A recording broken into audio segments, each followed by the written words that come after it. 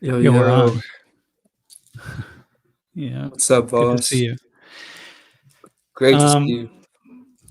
yeah, what's up? A lot is up. Lots happening behind the scenes. A lot of things going on and around the world with friends and colleagues and different things. Man, it's just like these are just some really very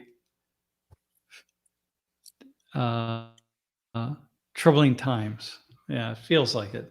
Yeah, it feels like a lot Mhm. coming together. So, um, Is there anything that you'd want to shed light on in terms of like some background work that you're doing, or is this just stuff no, that's just going no. on right now? Yeah, I just really can't. I can't really. And Right. but yeah, it's intense. It's just a lot. Yeah, Yeah. wish I could. A lot of stories, but I really won't. Right. And I'm Um, sure are these okay. I was gonna yeah, ask if just any of them were colleagues. related. Got it. Nothing Yeah, it's all related to like current related. events It's right all now. related to work. It's related to our work. Yeah, Right. it's really difficult. But Right. anyway, what do you yeah, you have I know you have a couple questions, a couple things, different Yeah. comments. Uh-huh. Mm-hmm. You know, Yeah. what do you Um, wait, by the way, yeah. So to start off with that. no, hang on, by the way, how are you doing? Yeah. Yeah, I was just about to tell you. I was like, "Same, this is how I'm doing actually, though." Good. But for me, it's I've been good. It's the research is really coming along, like studying being an observer to Laurie in the Soch 269 dialogue is just so cool. It's so cool to see just her do really live the method and just in just such a beautiful way.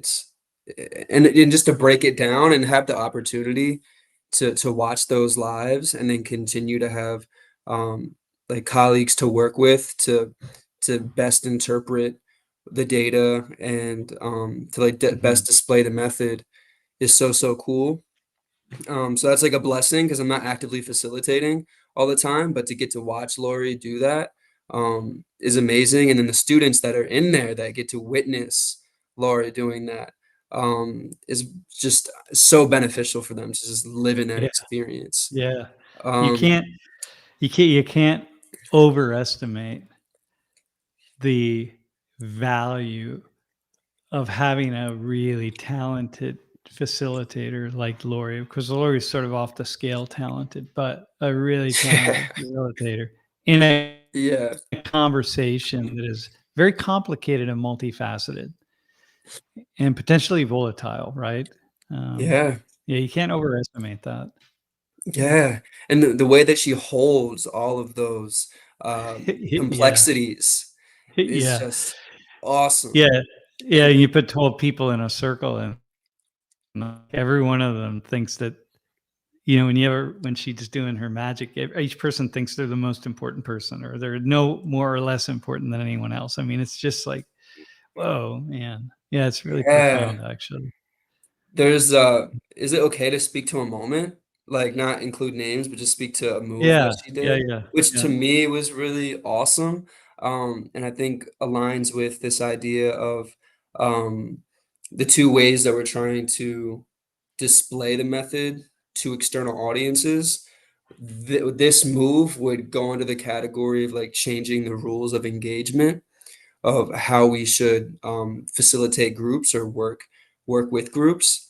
And there's this moment where a student is saying something and is just totally like in that moment against what another participant is saying, or just like not liking what that other person is saying, and just really going at that person for a moment.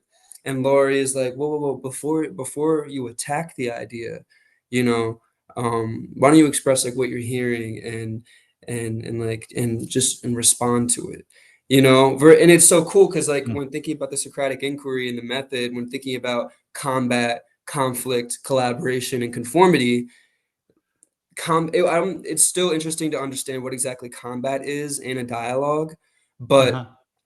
I like how your Lori at least uses dysfunctional patterns, Yeah. and a dysfunctional pattern that seemed to be leaning towards a combative dialogue.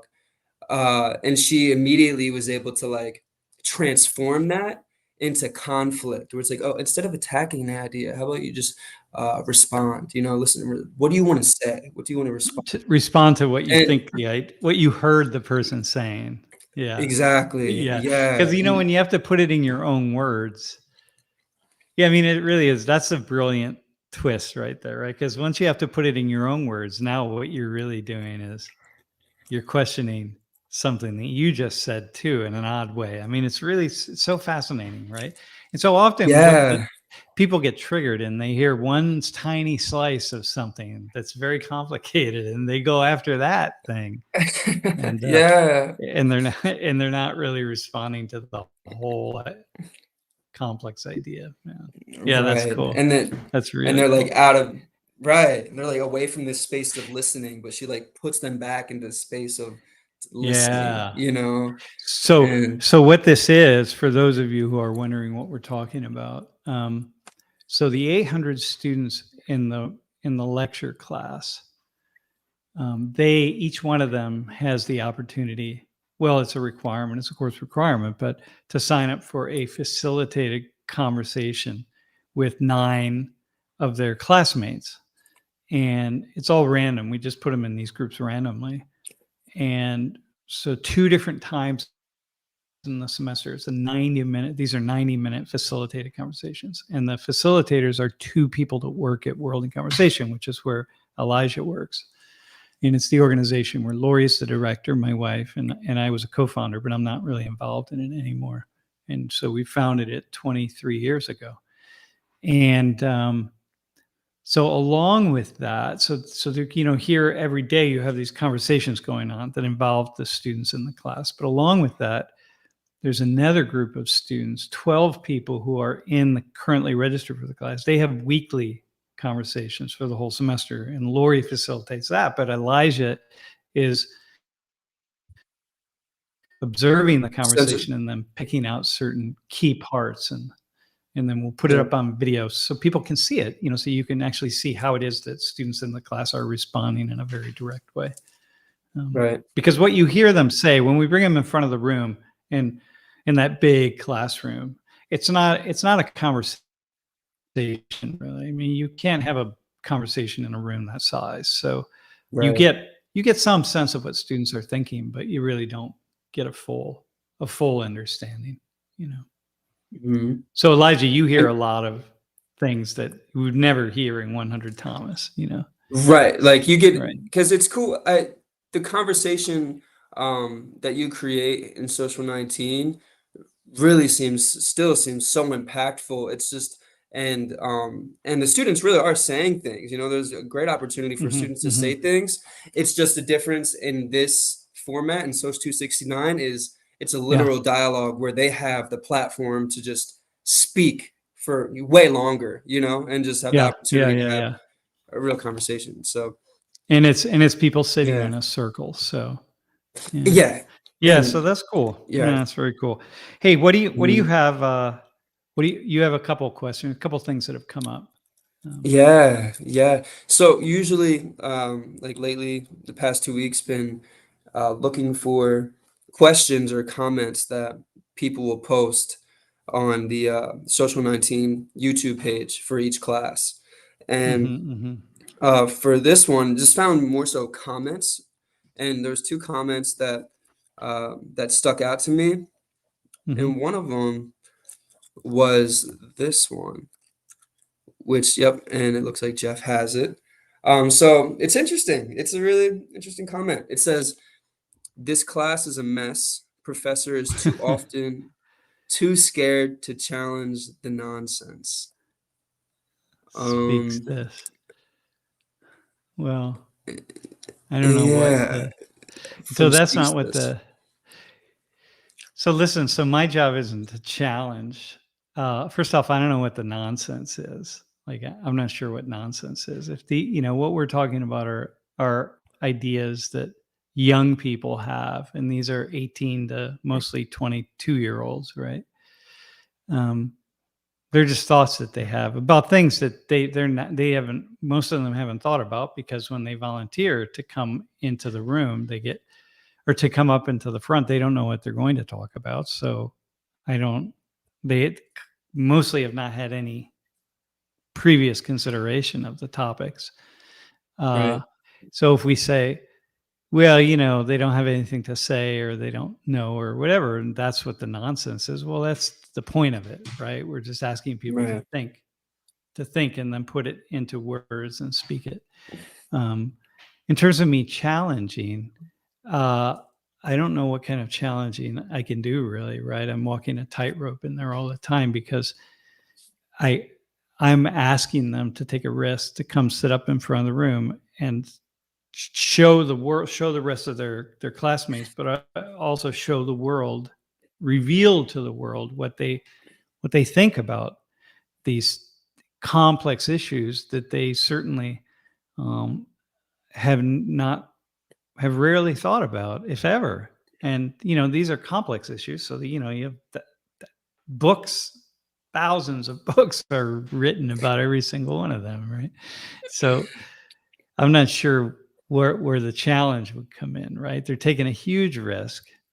They're kind of showing people, hey, this is what college students are thinking, right? So if you're wondering, this is what it is. And anybody who's older than dirt, like I am, we tend to, you get to a certain age and we think back and we think, oh, these young people today, I was never that ignorant, or I would have known, but what happens is we, over the years of living, I've formulated certain opinions about things. But what I forget is that when I was 18, 19, 20 years old, I didn't have those opinions. And would have been sitting on that table in the front of 100 Thomas building at Penn State, not saying any of the things that I think about today. And so when you put that person up there, speaks now or whatever they are, whoever they, you know, I'm like, well, Speaks this. it speaks this. Yeah. Yeah. Yeah. Well, you're speaking this now at whatever age you are. But if you were 18, if you were sitting in the front of the room at the age of 18, you wouldn't be speaking this. You'd have been speaking that. And what that would be some ideas that aren't very formed. And Right. so the other side, my final thought about that is, I'm Mhm. walking a tightrope, right? Because there are certain things that I sometimes feel like I want to kind of push back on, but certain things, right? Not a lot, because my job is just to get it out of people. Let the world, let other people who want to watch. You don't have to watch, right? Uh, see what young people are thinking. But if I start pushing back on things and telling people, that's a crazy idea or a silly idea, or you need to think about that more, or whatever it is, then basically I'm going to alienate them. And who's going to come up and sit in the front of the room and talk when I'm beating them down Right. and embarrassing Right. them and whatever? Like, why would you do that? So I'm not afraid to challenge. I am afraid. I'm Yeah. afraid if I start challenging, the class won't exist anymore. Or at least it won't be Right. on YouTube because I won't have any volunteers. So there's Yeah. my fear, right? Mhm. Yeah. And and it's cool because, like, for me, what it sounds like you're doing is, like, when he says nonsense, when Speaks This says nonsense, to me, after what you're saying, it also sounds like he might be speaking to ignorance. And, like, for maybe and, like, because some like you're saying, those that are new, that aren't being that don't have any, like, preconception of, like, what you're about to say, and they're taking a social risk, and some of them don't know, like, Yeah. and so they're taking that risk, and so it sounds like for me, you're normalizing, like, and humanizing, like, the way, Yeah. that we should approach ignorance, or, like, people that don't like, ignorance sounds strong, but, like, for just new Yeah. for things that people aren't trained on or know about, and you're Yeah. humanizing people not knowing things, and informating, Yeah. and challenging sounds like informating, and the challenge itself just comes from, the information that you update them with, when you just give you Yeah. offer new perspectives. But sorry, that was speaking a lot. No, no, I think that's fair. If you put me in front of a panel of people, in front of a group of people, and started asking me questions about microbiology, and I would look like my one student the other day. I remember I asked a couple of weeks ago. I asked her a question, and this is what she did. I asked a question, and she went,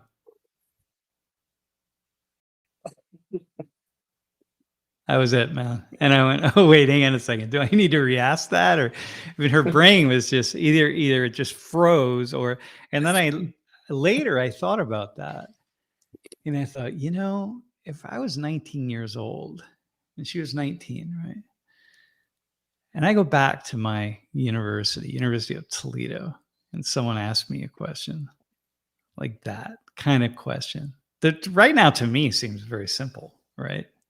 Right. I would have responded in the exact same way. There's no question about it. So uh, I think that Right. the beautiful thing, the one of the things I think is really important for me that I'm able to deal with every day and have been able to deal with for many, many years is to develop an aura of humility, because I, you can go one of two directions when you're an academic, right? You can either be really arrogant, but that it's just so distasteful. Such an academic with a PhD who's arrogant. It's just so distasteful, man. It's Mhm. just, Mhm. and I didn't. Those of us in the business, so to speak, if I can call it a business, we learn pretty Mhm. quickly how distasteful that is. So Yeah. then you have the ability then to the other option, which is to develop a sense of humility. And if we're worth our weight at all, if we developed any, not just intellect but wisdom, you really see that the mind, the field of knowledge grows exponentially year by year, because you see more and more. The more you understand, the more you see that you don't understand, right? And Mhm. so you only have one choice: to be humble, or else you have to just work so hard and spin your wheels so fast to try to get ahead of that knowledge, which is expanding exponentially. The the the, the possibilities, right? So Mhm. there's no sense in trying to do that. So you just have to be humble and say, like, yeah, that's I just really don't. I can't figure this out. And then you take that humility and you trace it backwards. You carry it backwards to earlier years and think, like, yeah, that's pretty clear. I Mhm. thankfully I wasn't a very good student, so What when you uh, say thankfully, how come there's a thankfully there? well, because it allows me to more easily be humble. I can talk to my students, and when they don't have an answer, any kind of answer for something or whatever, I think that, okay, now that's not a very thoughtful answer, or like, you could have been whatever I might think in my mind, which is rare that I would say it's not a very thoughtful answer, because, well, in fact, it almost never is, right? Because the answer they Right. give is the thoughtful one. That's the one they gave, and that's what they're thinking. So, Yeah. uh, but if I Mhm. think like, I wish they would have given me more to work with. Yeah. Maybe that's Uh-huh. the thing that I think about more often. It's like, well, Mhm. I I don't. All I got to do is think about, well, put myself on that table 45 Right. years ago, right? It's like, Right. yeah, all Yeah. right, yeah, I've given them the same answer. So, And God, and and imagine just embarrassing somebody. Like, I don't want to do that. So, yeah, and anyway, it that's fine. also when someone doesn't know something and you're thinking, like you said, very rarely, I don't think very rarely do I think, "Oh, that's not a thoughtful answer." I feel like I've also seen you do, make comments in class where you're like, "Dude, like, come on, man, I know you got something." Like, instead, it's like Yeah, yeah, yeah. it's encouraging, Yeah, yeah, yeah. Like, "Dude, I know there's something, just go ahead, anything you think, it's okay, dude, come on, just something, Yeah, yeah, just yeah. give us." And that, like, I feel like it helps them, uh, they calm down a little bit. It's like, I don't need to be the Einstein on this table, I just need to, participate, Yeah, and that's right. That's right. you encourage. I also had another question, when you said this is, like, different, but I think it's Mhm. because of the narrative, and it's not only unique to education, I don't think, but, I think it's a common narrative, at least that I've heard, is just the arrogance that's in, like, higher education, especially with Mhm. professors, and I guess I was wondering if there's, like, like, from the perspective of a professor, if there's, like, this some type of, like, survival, mechanism that's like along like in order to be there needs to be some, not that there needs to be, but there's this perception that there needs to be It this operates like that way. Yeah, arrogant. no, that it fits with the role or the job, like a kind of a glove, right? Well, personally, I will say that my own experience with professors is that I don't often run into people who are arrogant. I don't often do that. It's surprising, actually. I would think I would more often. I think I would see it more often, but I don't. Um, and I think it's more, there's a kind of a lot of frustration on the part of professors, right? And I think that sometimes it's, you can kind of divide us up into a couple of different groups, right? There's the group of people that were always really good students, and they always did their homework. They didn't make excuses. They turned everything in. They, whatever it is, right? They got good grades and that sort of thing. Um, and and and they have one set of struggles, right? Because they don't know what it's like to not be a good student, or to be bored with school, or to have a lot of things going on, or who knows what, right? And then there are a lot Right. of other people who are more like me, and I meet a fair number of these, actually, surprisingly, who were not very good students, and their minds didn't kick on until much later. uh Mm, and and so that's a kind of a different world, right? I gave a talk. I gave this talk. It's sort of the Korean equivalent of a TED talk in Korea, sabashi. um, mm. and it's called "Some of Us Are Slow." What did I call it? Some of us are slow learners, or I forget. Uh, Yeah, yeah. I forget what it is in Korean, but uh, it was essentially, kind of telling my story and talking about how in all these systems of education that Mhm, you have to if you sort of, there's a lot of gates, and if you can't go through a particular gate, once that closes, then you go off in this other path, and you can't get back mhm. on that path.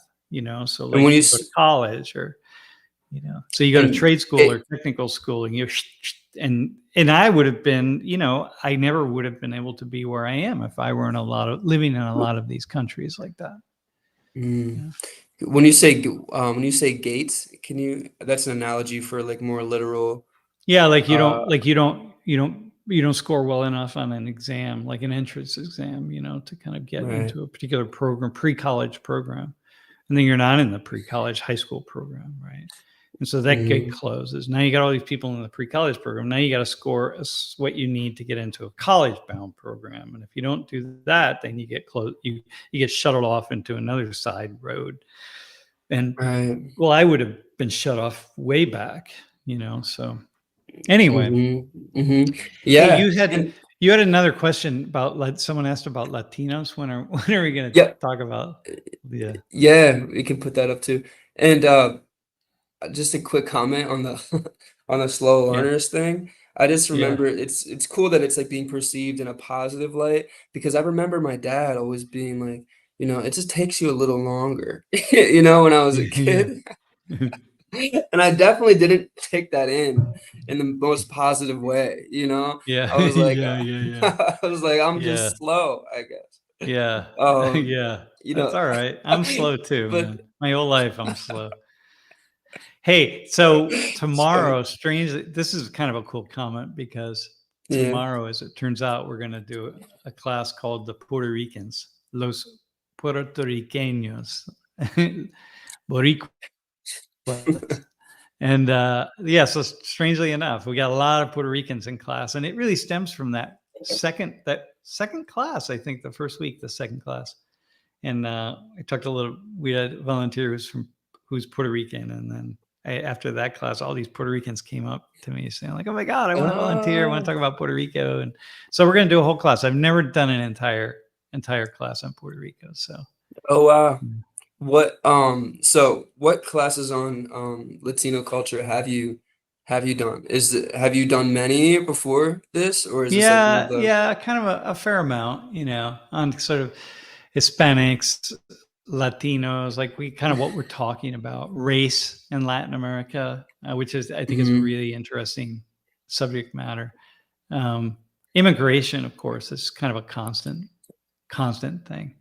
I've Right. done a lot of sections on, like Brazil um, and and Hispanics in the United States. I mean, a lot of things, right? But Mhm. and language issues. So anyway, this will be it because I don't often pick a single country out or in this case a country slash territory, right? Because it's Territory, kind of a right. territory. Uh, but it's really it's a fascinating place and colony, you could call it, right? Wow. Uh, so anyway, it Wh will be really interesting to see what. Then you got you got about 6 million Puerto Ricans living in the U.S. and you got about 3 million on the island. So wow. I think Sam may have cut out there. Sam disconnected. Oh, here he comes.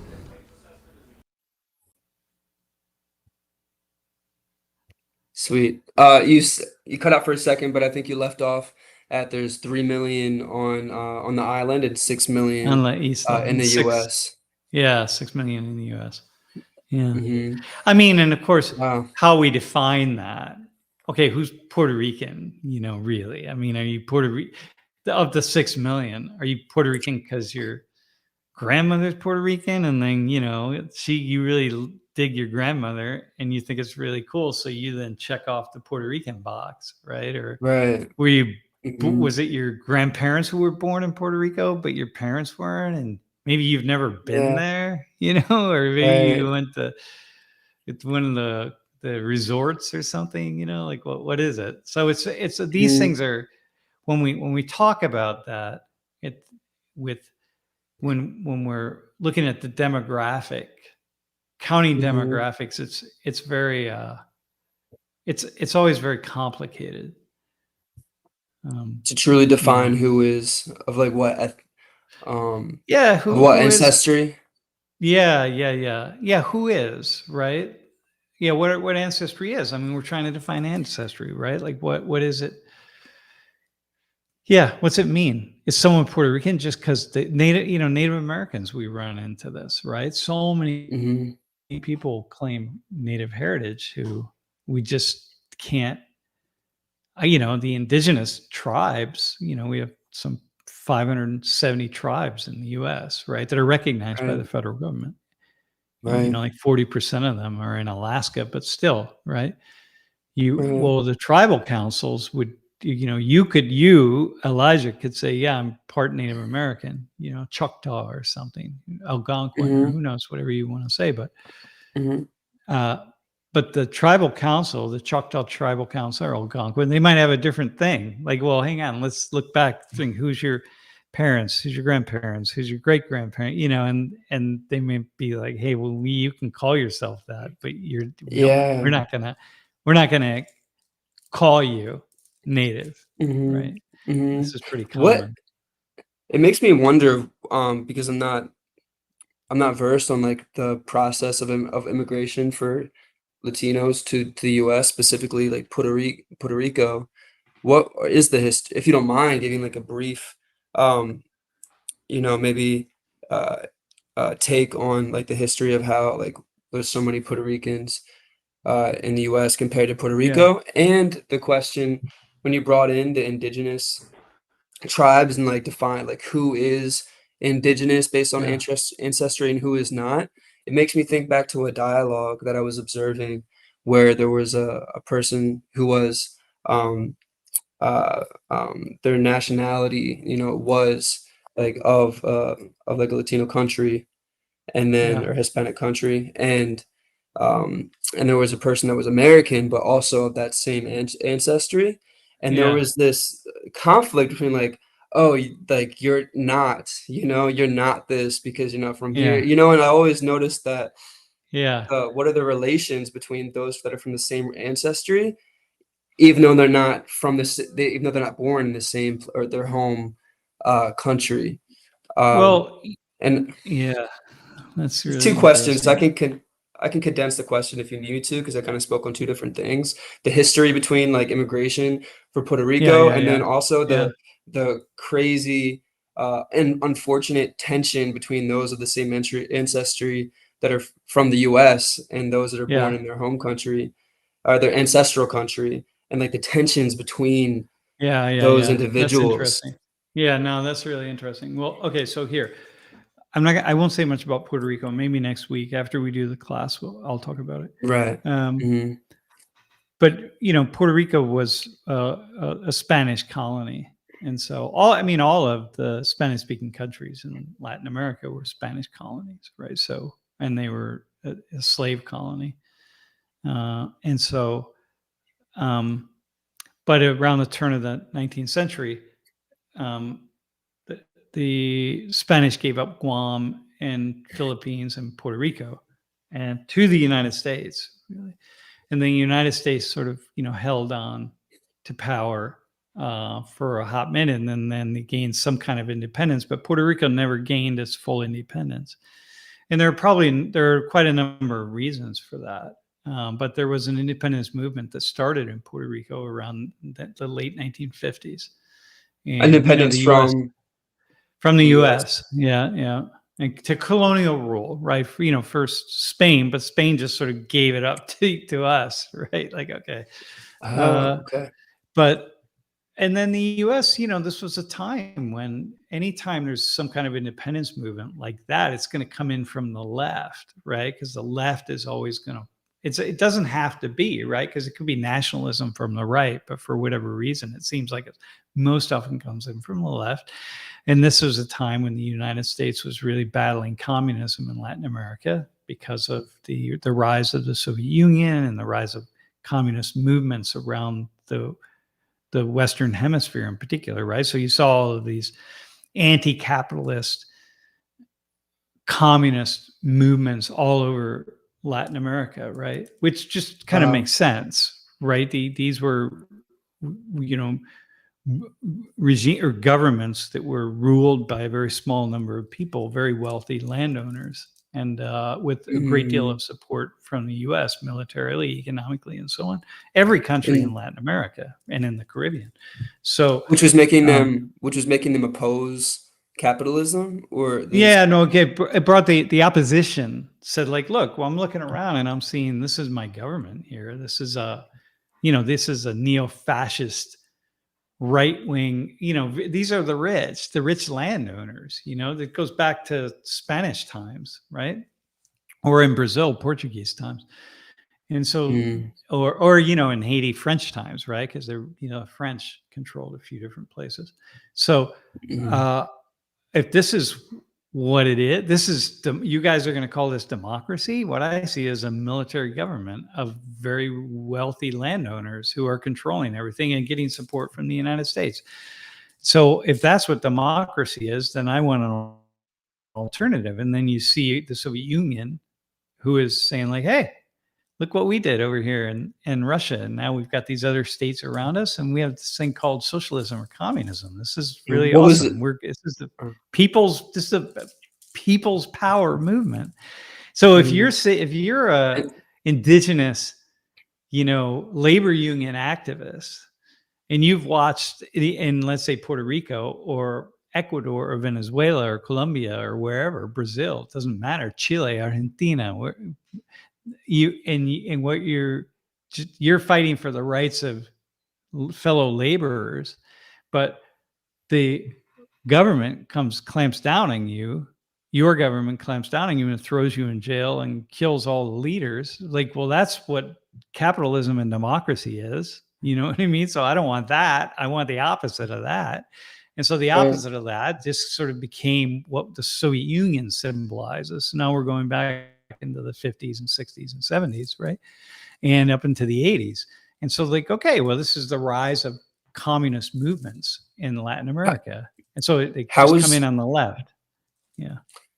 how is there visibility into that, like from those who are in Latin America, and like they're like, oh, my alternative is, like the Soviet Union, like the way the Soviet Union governs.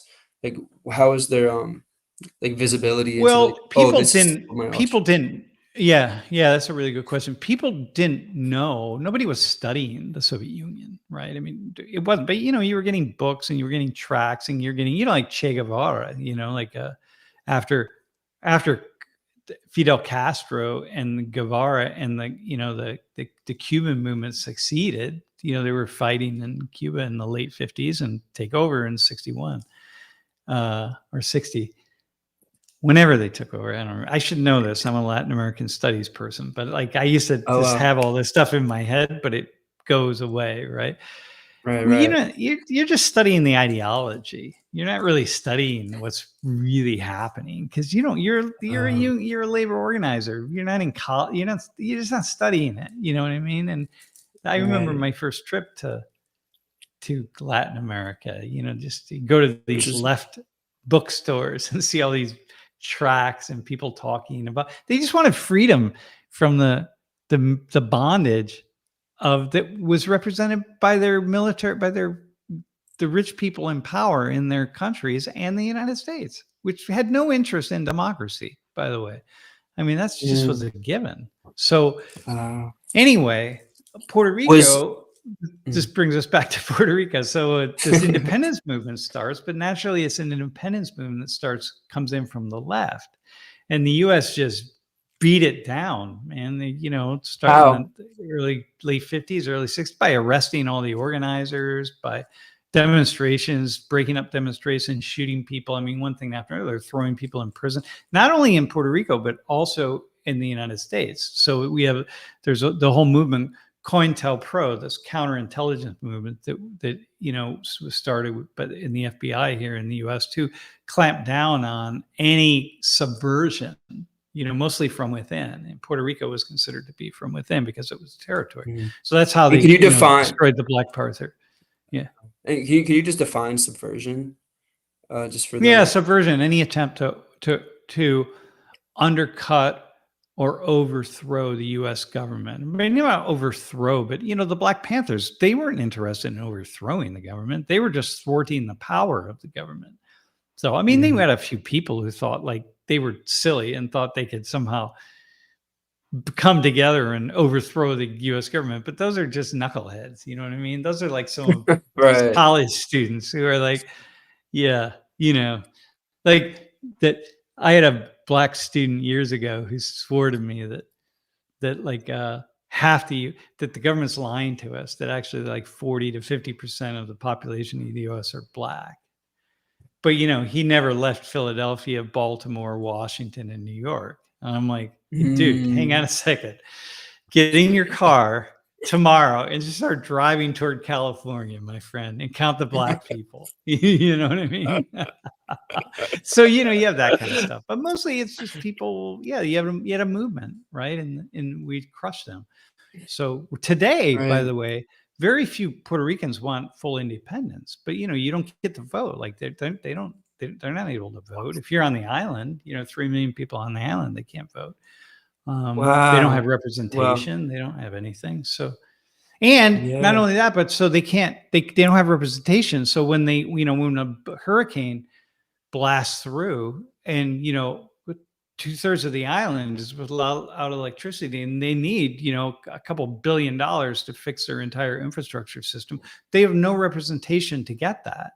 It's Wow. on the good graces of the US federal government to decide whether they're going to actually we're going to do that. Whereas if they were an official state, it would be a different story. But the thing is, the the the the majority of Puerto Ricans on the island don't want independence. The vote keeps coming up and they lose. It doesn't even make it to the Ah. ballot anymore, right? Is that because of the like, this, like, reliance? Is that why they don't want to independence No, from, I don't know why. I US, or haven't what's the studied. reason? I, I haven't studied that enough. I don't really understand why Puerto Ricans don't want full independence because they benefit by being a territory, but I think what I think the majority. I don't think it's like if you could choose between full independence or becoming a state, the 51st state Right.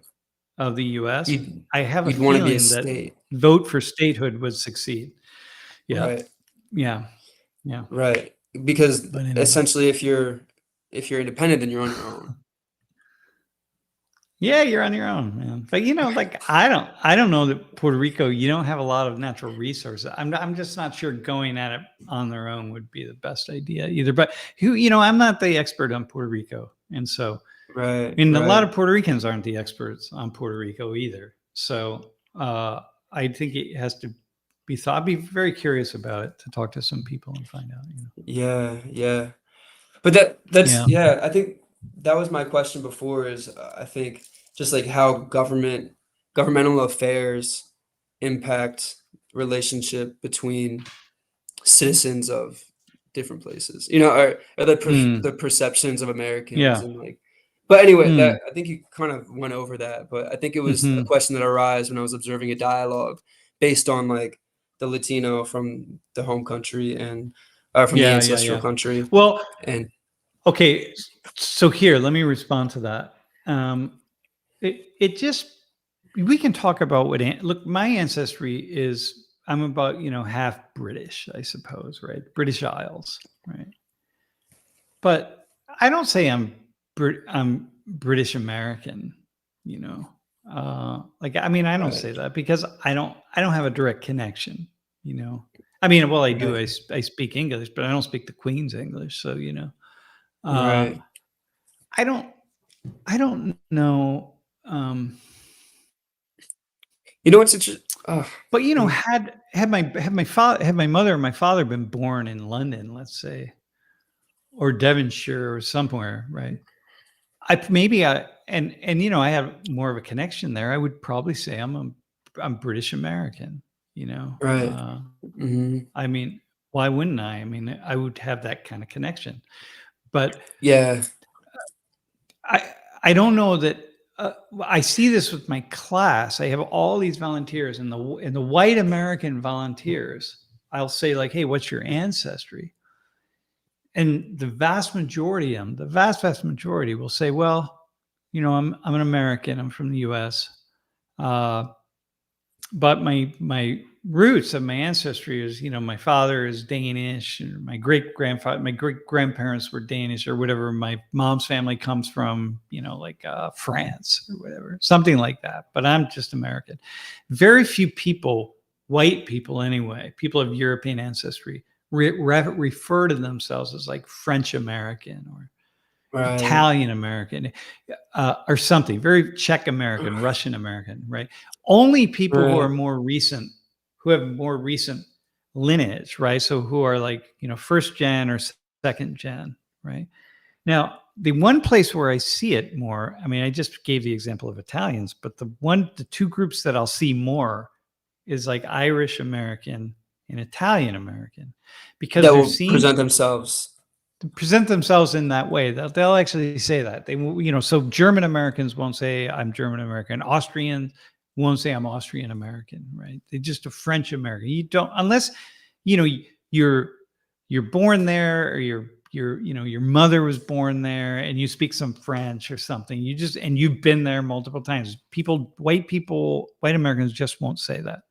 I mean, I'm just Mm, saying this. This is what I see semester after right. semester, looking at hundreds and hundreds of people that I'm just seeing average people, right? So Empirical study. That's your empirical study, yeah, essentially. yeah. It's Right? just like, Like, so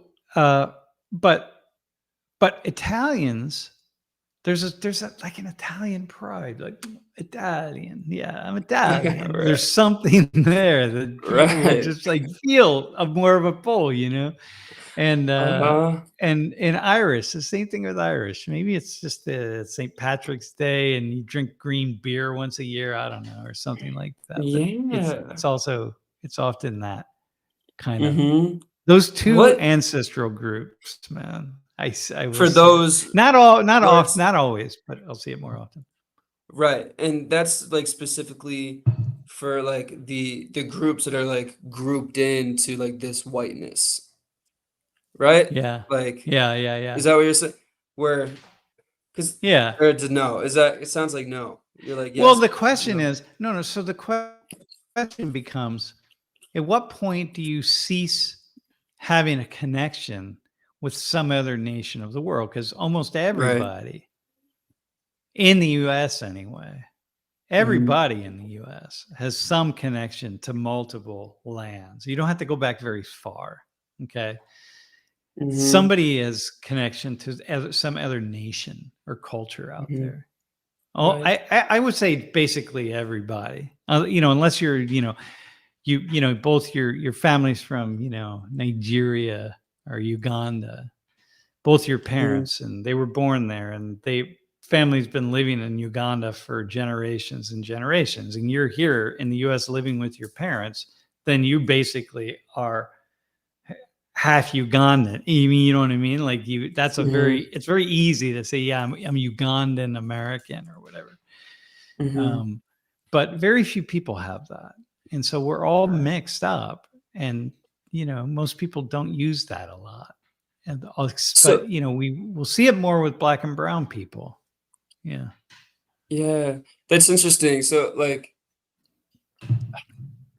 it seems like there's some type of this going back to the tension between different like the original question. Is it like Mm. it's like is it offensive? It sounds like it's offensive for like when acculturation is like happening or like assimilation. Because I guess like the further you get into like the generation, like first generation, second generation, third generation, like you're becoming more assimilated into like a country's culture, right? Like Yeah, yeah, and yeah. Yeah. and you start to become more disconnected depending on like the Well, family culture yeah, to because this family culture, right? What you just said there, because for most people, you're just not going to be that interested, right? If my grandparents were French and they came here, let's say my grandmother and my grandfather, who knows, right? And then my grandmother had a daughter, and her daughter is French, and the daughter speaks French because the grandmother spoke French, and the daughter went back to France now. And the daughter is now my mother, right? Has gone to France a few right, times. Well, when I'm a kid, if that mother is no longer going to France, and most people don't, we can't, it's a big ocean, you know what I mean? You can't sustain that. You can talk about France, right, but right, you can't sustain that. And so yeah, me, if I'm not growing up with a direct connection to France, I'm not. Why would I ever say I'm French or I'm French American, or if it's like if I don't, I'm probably not going yeah, to speak it because I'm like, I would be like most knucklehead young people and not speak the language that my parents had the opportunity to teach me, but I didn't want to learn because my friends weren't learning it. So why would I want to yeah, learn it? And so most people, they don't sustain it because it's too difficult to do that. And so therefore mhm, we just assimilate into the whatever the culture is that we have. And so the guy wow, yesterday, John, the Korean kid who was on the panel yesterday, so he was born in Missouri. His parents came mhm, here. They're both Korean. They came here, and he was born in Missouri, and then now they live in mhm, State College. He came to State College when he was, I think, a couple years old, right? He mhm, speaks Korean. His parents speak right, Korean, so he speaks Korean. He also speaks English like a middle American. right, Uh, I don't know how often he goes to Korea. I forgot to ask him, but he's connected to Korean culture. But right, he is. But if he has children, let's say he even marries another Korean like him, who speaks mhm, Korean, but it's not the biggest part of his culture is he's American, right? mm, So even if he marries another Korean and they have a kid, their kids are probably not going to really want to be speaking Korean unless they're taking that child to Korea on a regular basis when the child's really young and right, meeting all sorts of relatives and people, and you're just not going to do it. And so that's why people assimilate. And people like mhm, me, of course, uh, by the time I get of age, I mean, I have lots of people who are my age who say, "Oh, I wish I took the opportunity to learn, I don't know, my grandfather spoke Irish." Irish? Yeah, no, he actually spoke Irish, the language Irish. And like, oh, I could have wow, learned that, and I didn't, and I'm such an idiot. Well, that's pretty common. But when you're a kid, right, it's just not part of it. So right. Yeah. No, it's pretty profound. By the way, it is 57, Oh which yeah, is you gotta frustrating go. for me, because this is really cool. It's making me think about, so it's not exactly that assimilation is offensive to those that, it's that like those that are born in America who still take pride in their ancestry, though they don't Yeah, have, yeah, yeah. it's like those that are born in America that still take pride in that ancestry in some ways. Those that are from that ancestral country are like, it seems like almost offended. Not all the time, but just like at times I've noticed, like Sometimes can be. to Yeah, sometimes people. like, Well, look, man, people all over the world.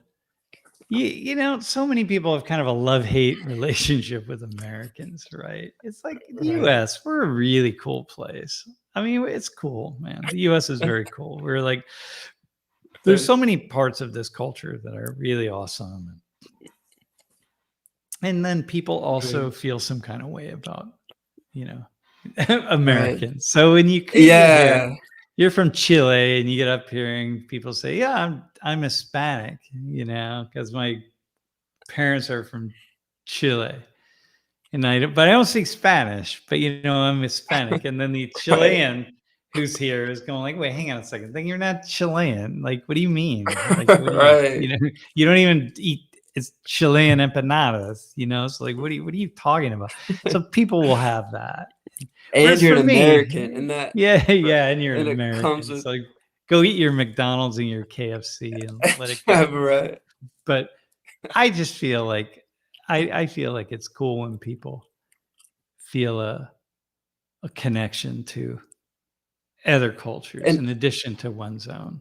Yeah. yeah, and just real quick comment before I go, just from my life, I have I have 4 siblings now. Well, about to have 4 siblings, which is crazy. I grew up an only child. My first sibling was born when I was 22 years old. But Yeah. Nick, my oldest little brother, who's 6 years old, he's half Russian because my stepmom is 100% Russian, Yeah. and his name's Nick, but like his Russian name is Nikolai.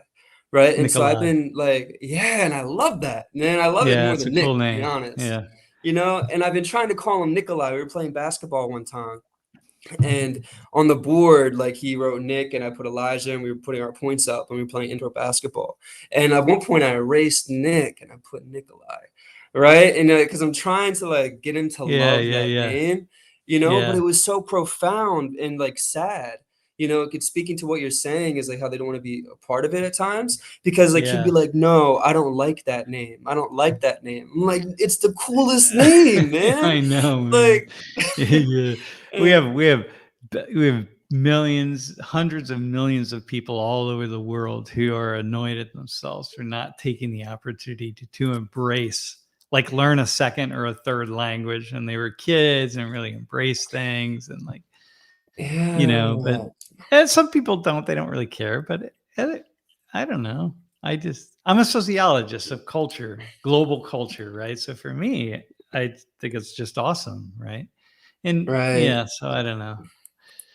Yeah, well. All right, well, Yeah. listen, man, you take off, go do your thing, and I'll All hold right. things down here. Yeah, All right, boss. yeah. Sounds All right, good. Great convo. I'll all see you right, soon. all right. We'll talk to you, man. All Yeah. right. Peace. Hey, Jeff, maybe you could throw a couple questions up from the stream, and I can take a few here on the stream now that I'm done. Uh, yeah, it'd be really good if you could throw a couple up from yesterday. I know there were a couple, and yeah.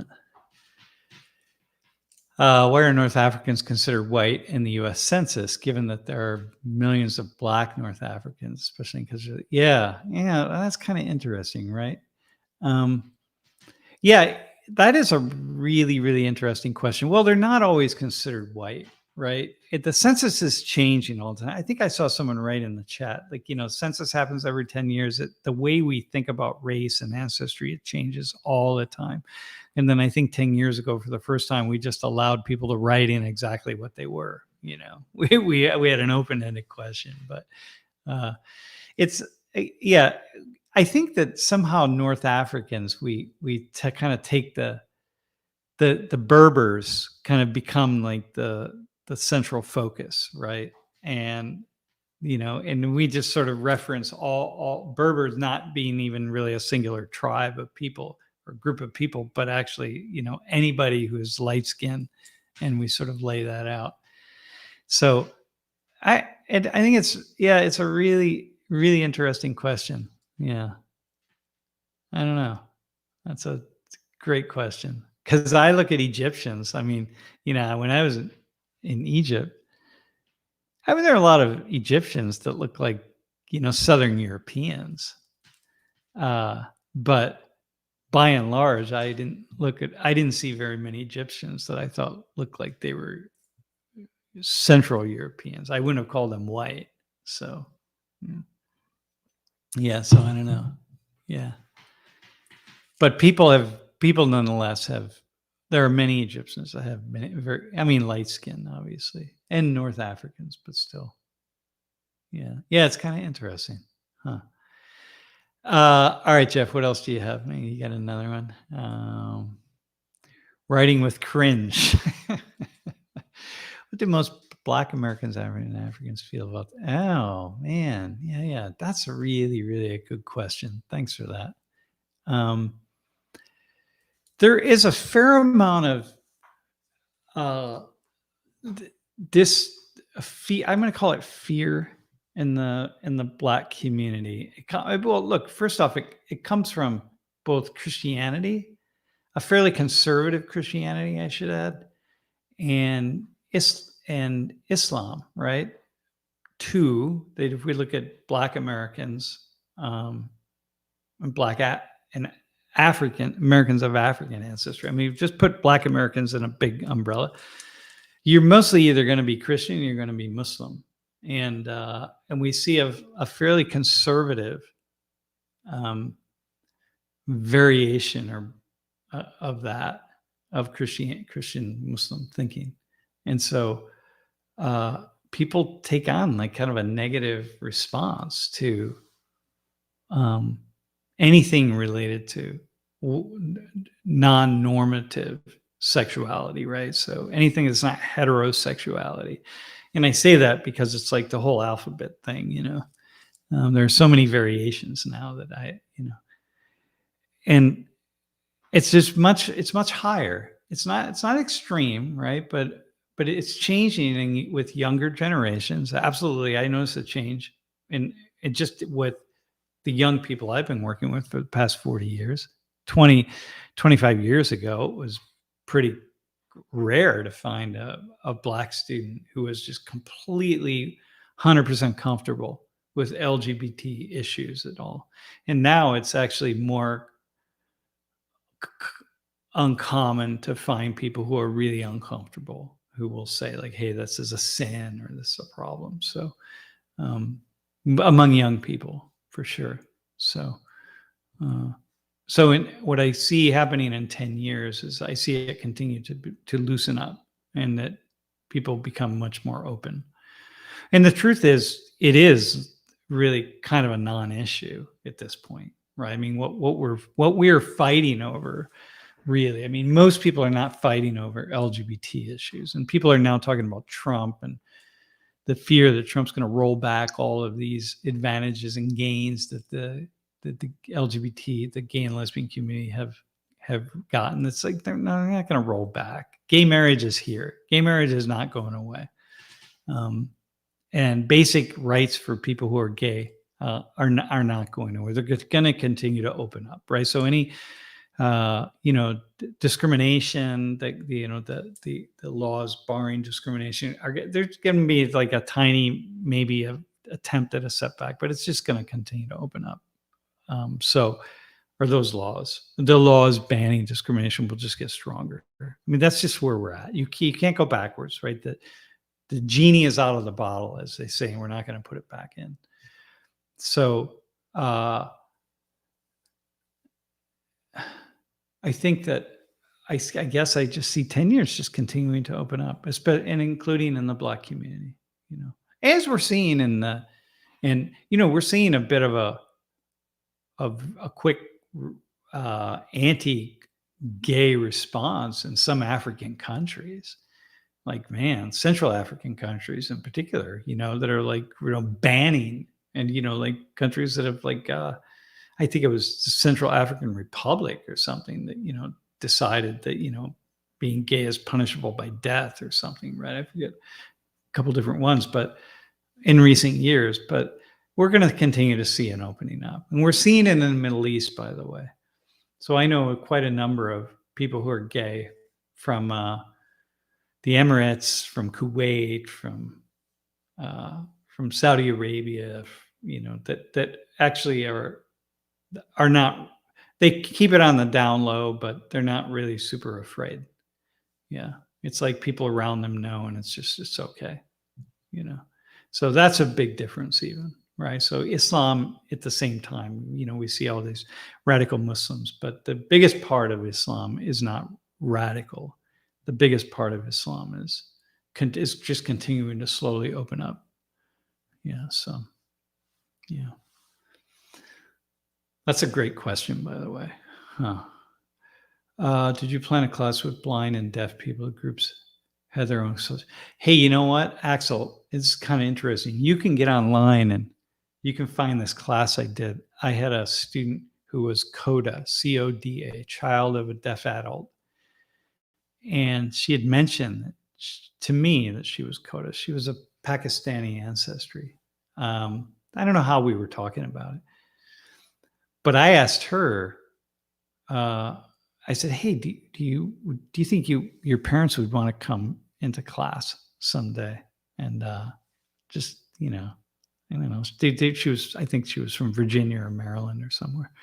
I said, maybe sometime when they come up to pick you up or something. So anyway, one day her dad came in, was picking her up, and we did a class, and it was a really, really fun class. Her father was deaf. I mean, he was profoundly deaf. He couldn't, she had to sign for him, and didn't have to. I mean, she did sign for him. And anyway, we did a really cool class. It was a really fun class.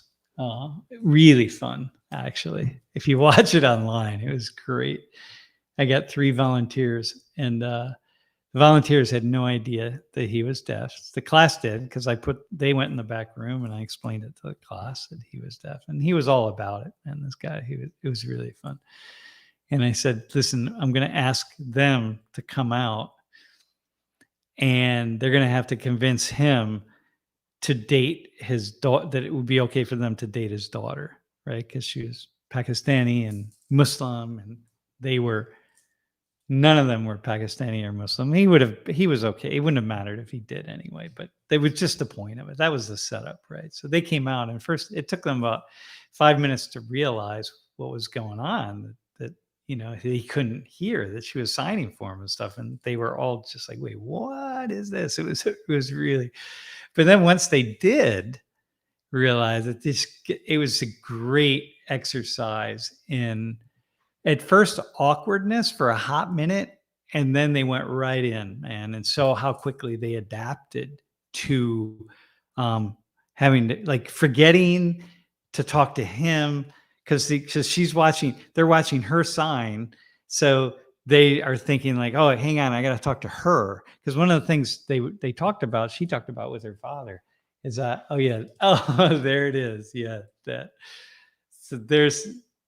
So one thing that they talked about, see, like how this guy's on the microphone and he's talking to her, and because she's signing, right? So he naturally has the idea, well, I got to talk at her because she's the one that's signing, right? It's like, no.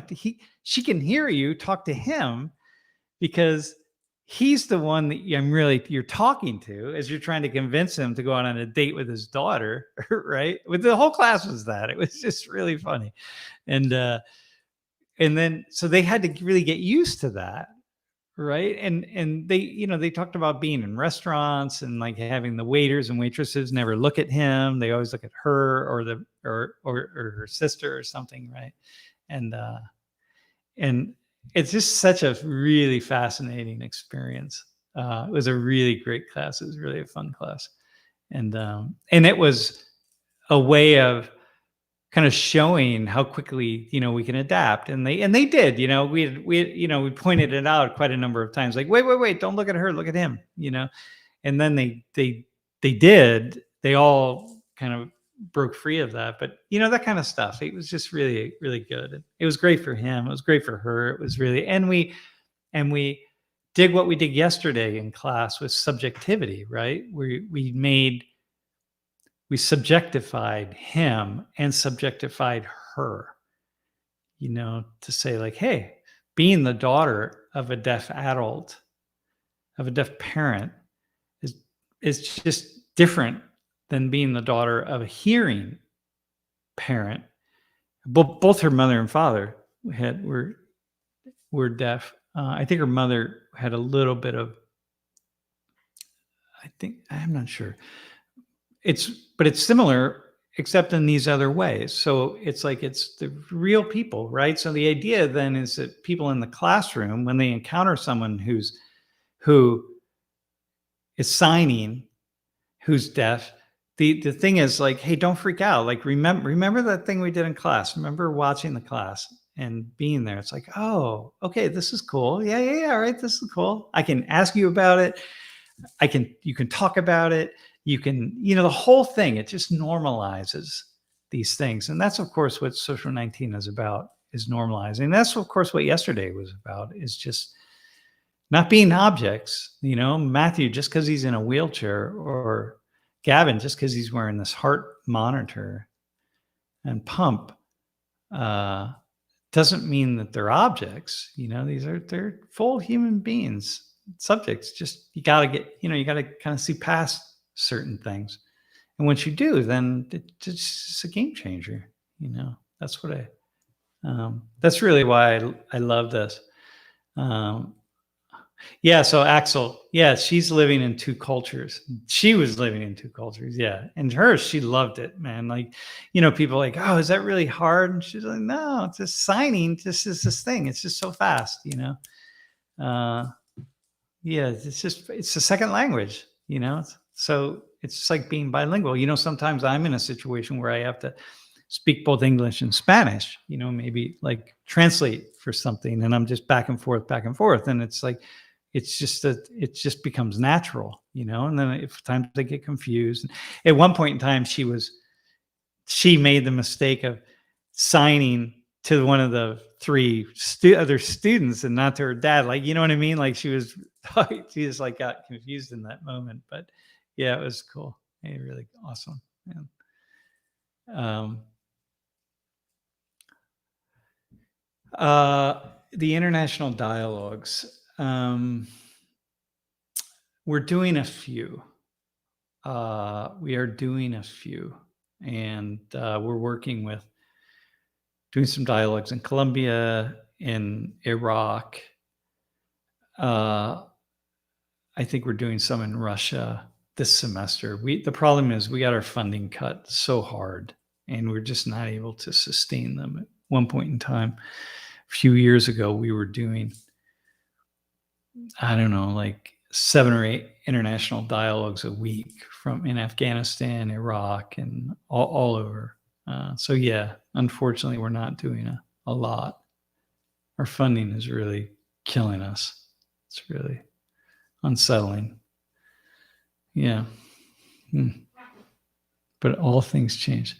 What's the most impactful thing in terms of learning and precise information, social media, age change? Wait, hang on. Learning and preconcise. Wait, hang on. Just say what that word is. Impactful thing. Mikhail. Just say that question in a slightly different way. And I want to answer it, but just restate the question in the chat in a slightly different way, and I'll respond to it.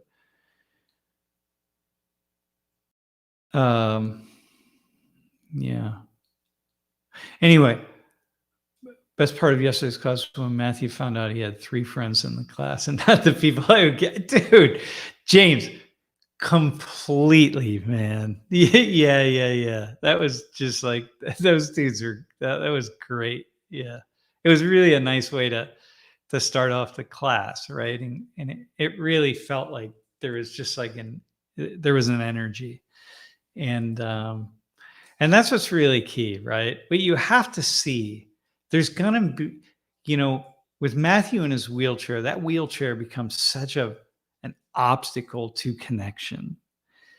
If you have not had experience with people in wheelchairs, in particular motorized wheelchairs, it's an absolute obstacle to connection.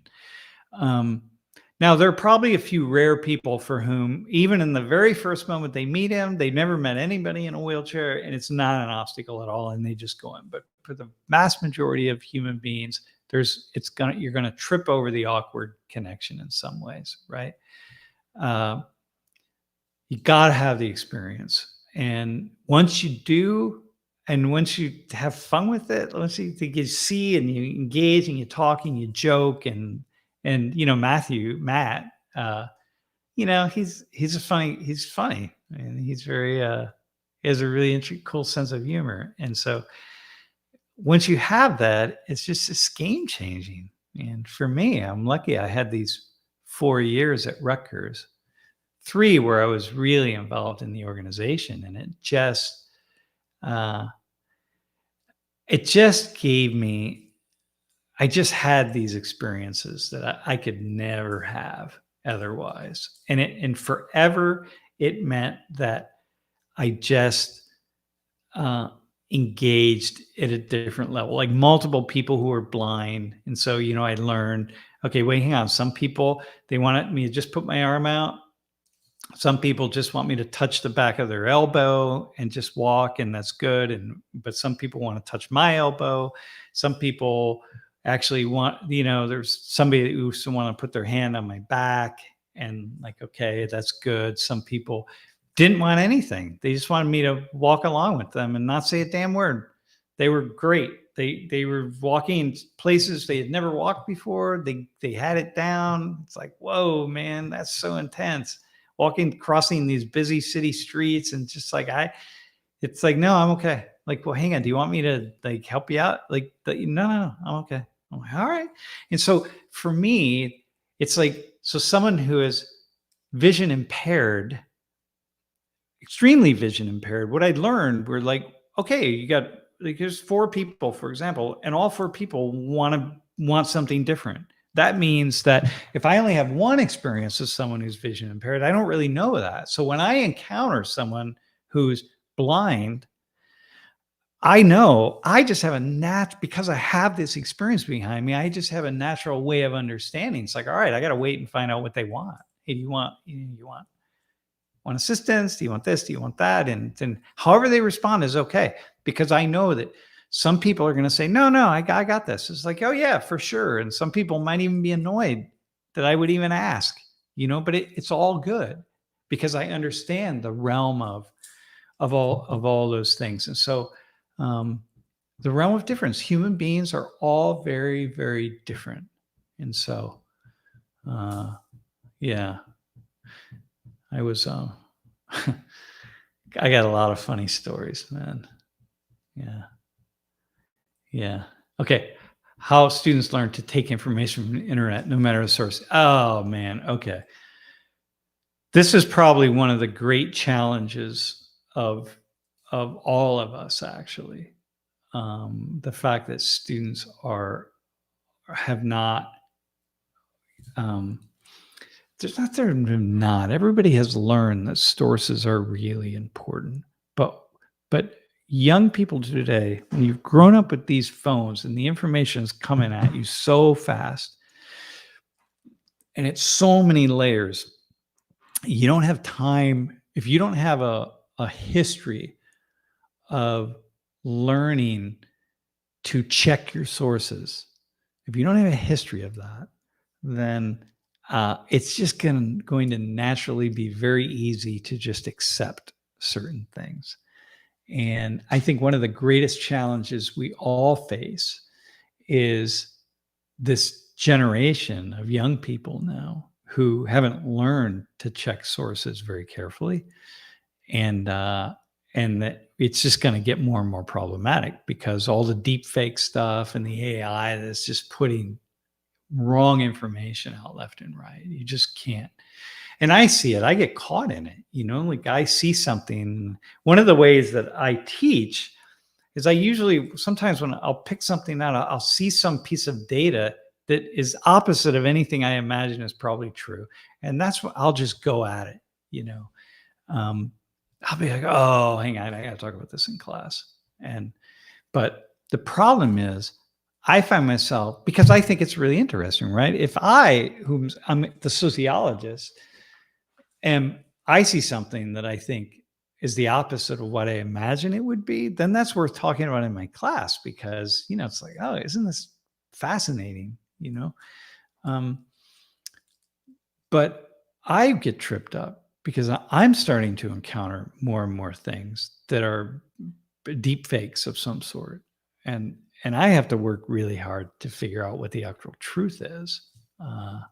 And more people are putting information together. Like when I was looking up household wealth, just in the United States, that I used those data that I used, man, I found so many different numbers in so many places. And in the end, I went with census data, but there's so many people, they'll put these graphs together and they'll put it out. And then, you know, if you're not careful, we look at the bottom and be like, wait, hang on, what is this? Well, it's some institute. And I say, okay, hang on, well, what's the institute? So I look it up, and I find that it's not really an institute. It's just somebody who's out putting data together. And I'm like, okay, well, hang on. So where'd you get these data? And then I can't find the source. Well, you know, a couple of times I've been kind of caught in a situation where I want to use some data, but I can't find the source for it. And so, yeah, it's very problematic, man. We are probably in for some serious conundrums. Yeah, I think I have it. Yeah. Oh, hey, Eneldo. Put Eneldo's comment up there. That's a really cool one. I remember, you know, reading War and Peace by Tolstoy. Yeah.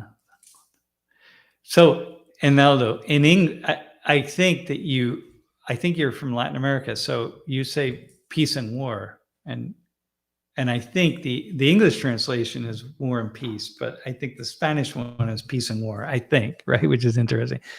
But I was surprised how much you could empathize with the characters. Do Americans view Russians as alien people? That's a really good question. I'd like people in the chat to respond to that a little bit. Yeah. I think that younger Americans don't have the same, my students, for example, they don't have the same negative, or they don't struggle with Russians in the way that we do, right? Well, first off, most of them have no idea who or what Russia is. They have no idea what the Soviet Union is or was. They hear Putin, but, you know, if you ask most of them, if we said, hey, who's Vladimir Putin? What country is he leading? And you gave them 4 answers, maybe a quarter of them would get Russia right. Really? It just doesn't, you know, but that's a given, right? I think we don't have that same kind of distrust that people used to have. That's my answer to that question. I don't see it. Yeah. And yeah, so it is War and Peace in Spanish. Yeah. All right. I thought I had a memory of that being peace and war. Anyway, yeah. So it's very interesting. I'd like to see some people on the stream respond to that. Yeah. What do you, the Americans anyway, like what you think about the Russians? I just had this, I'm going to put it in the chat, actually. I don't know if I can. Here, I will put it in the chat. I think you can.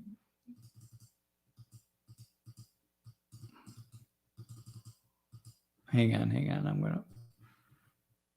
I'm copying it. I just was. Yeah, hold tight. I'll put it in right now. This is really a fascinating article from the Washington Post. It's about Russian youth and the propagandizing that the current Russian government is doing to or with Russian youth. wow, man, it is really intense. And the brain, the ways in which Russian youth are being brought into just propagandized, man. That's all I need to say. But I think, well, I read that and it just feels so alien. Like, oh my God, I can't believe that's going on. And I can't believe people are falling for that. Right. But then I think, being like young people supporting the war in Ukraine and so on. Right. But then I thought, hang on a second, let's go back to 2002. Let's go back to the second war in Iraq. And let's look at what happened here in the United States, after 9/11, and then we're gearing up for war in Iraq and war in Afghanistan. And I look at the pictures of those young people in the parade and I think, well, it wasn't very different here in the United States. The propaganda machine was operating full force. And people were waving a lot of flags here in the US and a lot of support for the government, including a lot of support for, a government that, months earlier they didn't support and suddenly they did. And so I thought, well, this is kind of how it is around the world. This is just the latest variation of this propagandizing that the Russian government is involved in. But yeah, anyway, Enaldo, I want to say that after reading Dostoevsky, I actually thought Russian culture was really more alien. Only like, not the culture per se, but I think the book just gave me a window into, not alien. How would I say this? Not alien, but it was such a fascinating. The Brother Karamazov is one of my favorite all-time books, man. So, and I think that my love of that book, especially the story, The Grand Inquisitor, for me, it was one of those stories that like helped to solidify my understanding of religion as a sociologist. So if you've never read it, inside of the Brothers Karamazov is a story called The Grand Inquisitor.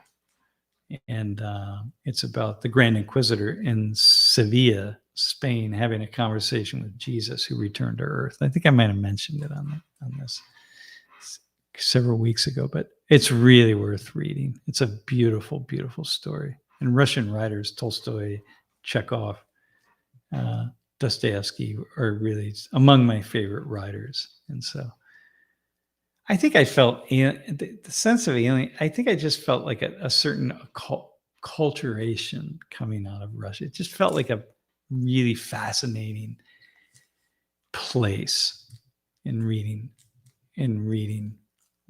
Russian literature, but also Russian nonfiction, So, yeah.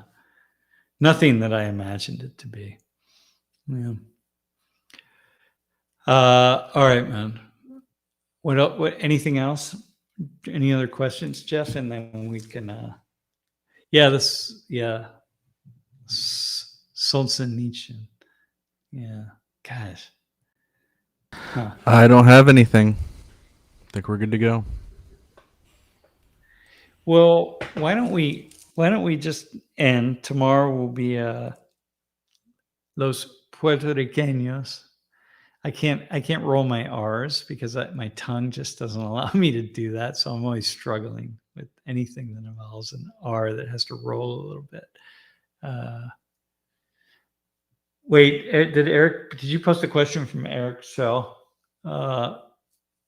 And then I'll respond to that. Yeah, maybe one day before we destroy ourselves, we'll understand that. Yeah. Maybe that. Huh. Maybe we will. I hope so, man. But I think that I think human beings we're just destined to be the silly creatures that we are. And the awesome, both awesome and silly. I think it's just destiny. So the more I accept that unconditionally, the happier I'll be, man. My study of Korean is not going well, Matt. I just don't have time. It's just terrible. So I don't have time. So I just have kind of have kind of let it go. Yeah. But maybe I'll get back to it. Man. Eric, we do have the capacity to overcome our flaws. But we do have the capacity, but I'm just not sure that maybe the flaws aren't flaws, right? It's just they're baked into the human condition, and maybe that's just what it is. And so it's okay. On a good day, on my good days, on my most optimistic days, it's all good. Yeah, con español, sí estoy bien. Para mí es suficiente que hablo otro idioma. Yeah, it's good. Just to speak one other language is good enough, man. I don't have to do more than that. I speak the language of sociology too. So opinionated, Matt, you are learning Korean. Good for you, man. I did learn largely the alphabet. At least I learned the logic of the Korean alphabet, which is really fascinating. By the way, it's a relatively new alphabet system, and yeah, it's really, really fascinating. It's pretty cool. That's the kind of thing, and if you when you dig into it, you spend a few hours studying it, and it's really, really interesting. Yeah. So, all right, listen, I'm going to go. I'll get ready for tomorrow's class. Maybe pick out our Puerto Rican volunteers and start pulling it together, see what we can do. So, all right, everyone, be well.